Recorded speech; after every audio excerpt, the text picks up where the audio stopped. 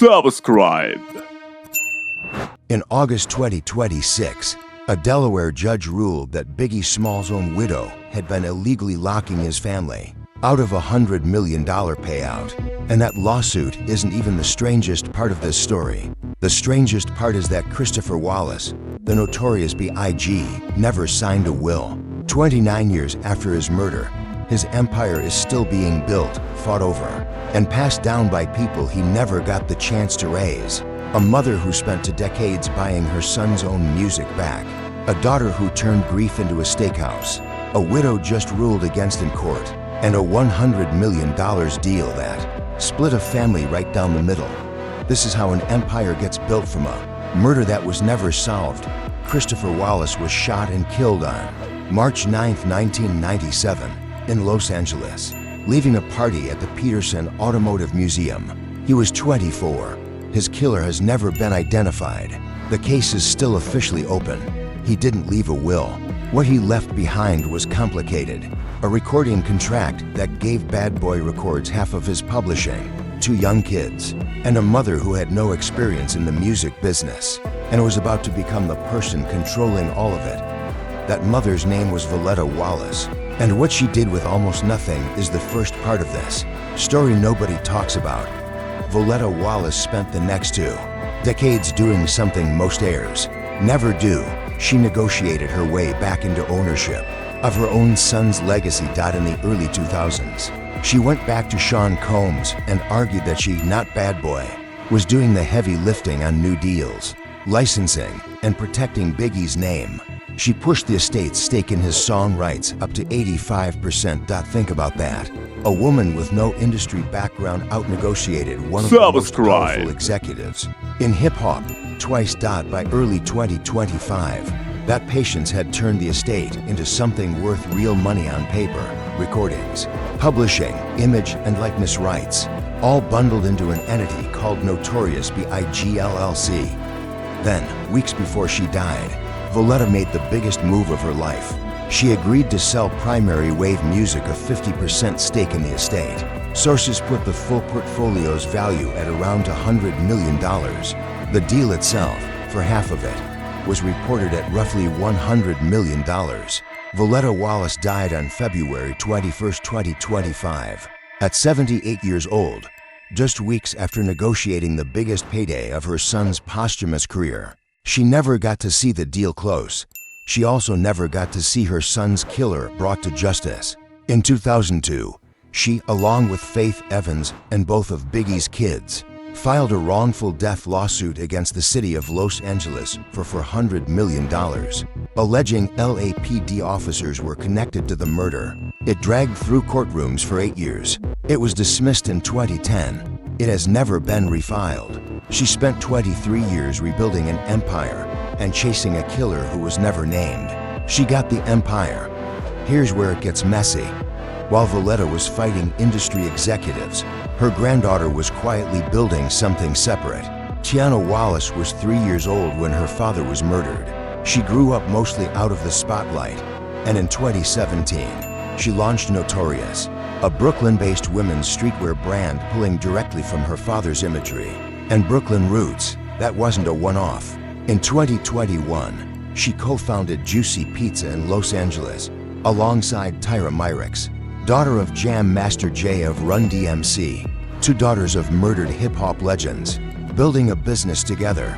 Neither of their father's murders has ever been solved. In 2024, she opened the Biggie Experience, a permanent museum at 503 Atlantic Avenue in Brooklyn, built as an interactive tribute to her father's life and career. And she wasn't finished. If you think this is just a story about a famous kid cashing checks, stay with this, because what's coming next is the part where the family starts suing each other.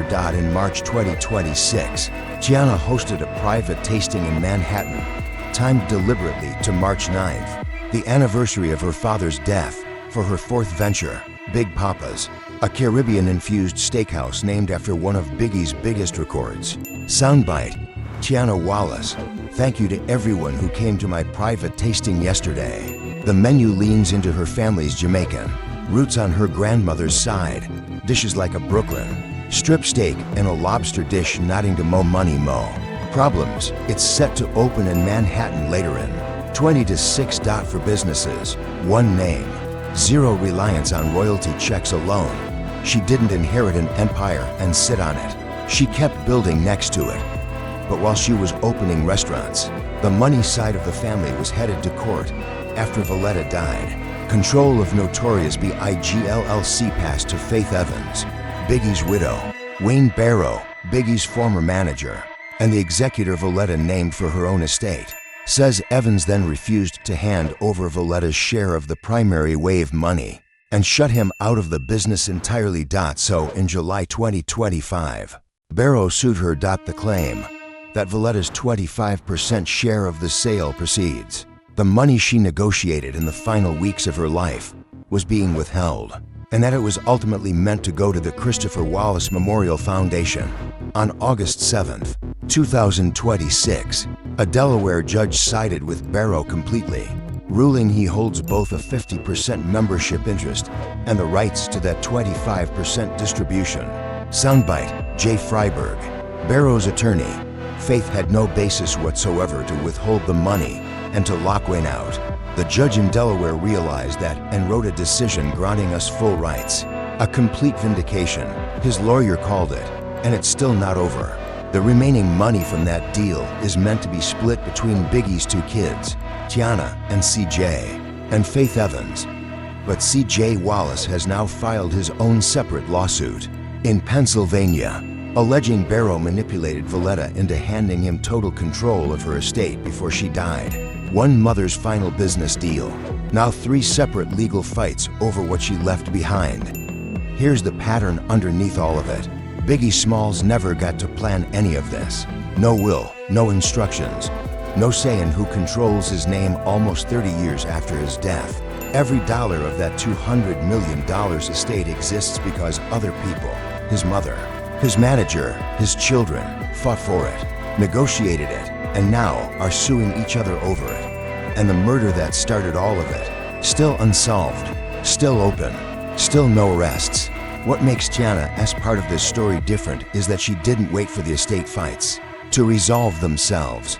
Clothing brand, pizza company, museum, steakhouse, for separate businesses she built herself, alongside, not dependent on, a legacy that's still being litigated in a courtroom. 3,000 miles from where her father grew up. She turned inheritance into infrastructure, a mother who outnegotiated the music industry, a daughter who built for businesses instead of waiting on one settlement, a widow just ruled against in court, a brother with his own lawsuit still pending, and a killer who was never found. 20-9 years later, Biggie's empire is worth more than ever, and his family still hasn't agreed on who it really belongs to. What do you think? Is this what protecting a legacy looks like? Or what happens when there's no will and too much money on the table? Drop your take below. If you want the next chapter of this story the moment it drops. CJ Wallace's lawsuit is still pending.